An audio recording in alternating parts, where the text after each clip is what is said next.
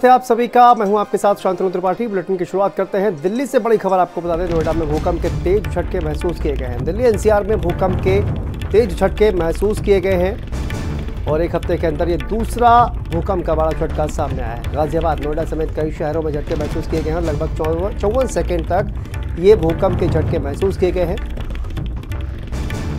Richter scale पर 5.4 की तीव्रता के झटके महसूस किए गए हैं। तो बड़ी जानकारी दिल्ली से। दिल्ली एनसीआर में भूकंप के झटके महसूस किए गए हैं। गाजियाबाद, नोएडा समेत कई शहरों में भूकंप के झटके महसूस किए गए हैं।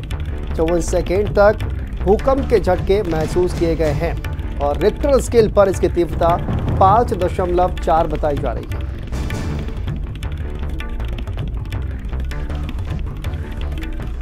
बड़ी खबर देखिए दिल्ली से सामने आ रही है। दिल्ली एनसीआर में भूकंप के तेज झटके महसूस किए गए हैं। 5.4 की तीव्रता के भूकंप के झटके महसूस किए गए।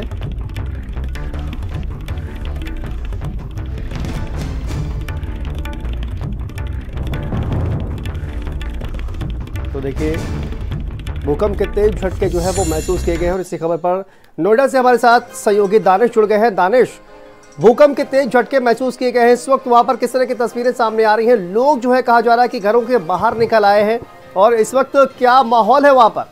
दानिश।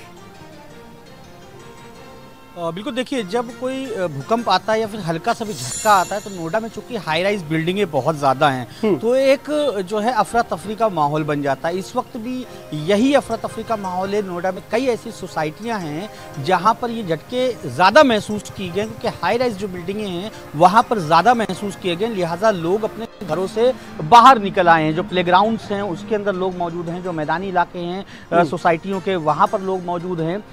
काफ़ी ज़्यादा लोगों को दिक्कतों का सामना करना पड़ा और सबसे बड़ी बात कि लोग पहले से ही दहशत में हैं। एक हफ्ते के अंदर ये दूसरी बार झटका आया है और सबसे बड़ा कि दिल्ली एनसीआर में हमेशा भूकंप का जो खतरा है, अगर विशेषज्ञों की माने तो सबसे ज़्यादा यहाँ पर खतरा बना रहता है क्योंकि ये पूरा इलाका जो दिल्ली एनसीआर का है वो यमुना के किनारे यानी रेतीला इलाका है, लिहाजा लोगों का जो डर है वो पूरी तरीके से जायज़ भी है। एक हफ्ते पहले जब रात में 1:58 पर जो है भूकंप के झटके आए थे, काफ़ी बड़े झटके 6.5 जो है तीव्रता के वो लेवल के झटके थे और इस वक्त हालांकि कुछ कम है लेकिन जो दहशत है वो पूरी इस वक्त जो है लोगों में देखने को मिल रही है। लोग अपने घरों से बाहर हैं और चूंकि एक हफ्ते के अंदर लगातार ये दूसरा भूकंप का झटका है उसको देखते हुए कहीं ना कहीं लोग सोचने में मजबूर हो रहे हैं कि आखिर हम हाई राइज बिल्डिंगों में रहें तो रहें कैसे, क्योंकि जाहिर सी बात है कि इतनी यहाँ पर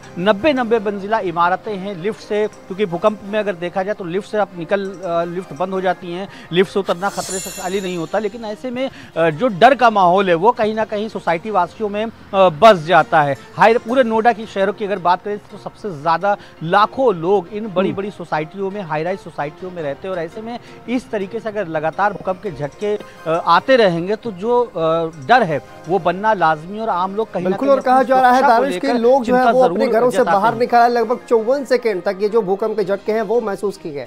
नरेंद्र प्रताप हमारे साथ जुड़ गए हैं मेरठ से। नरेंद्र, इस वक्त देखिए भूकंप के झटके जो है वो महसूस किए गए हैं। मेरठ की अगर बात की जाए तो मेरठ में जो है वो झटके महसूस किए गए हैं। मेरठ के लोग जो है वो किस तरह से रिएक्ट कर रहे हैं, क्योंकि लगातार अगर देखा जाए तो खौफ का माहौल है, क्योंकि ये अब से कुछ दिन पहले ही आपने देखा कि 6.3 की तीव्रता का भूकंप आया और आज कहा जा रहा है कि 5.4 की रिक्टर स्केल पर जो तीव्रता है वो इस भूकंप की मापी गई है।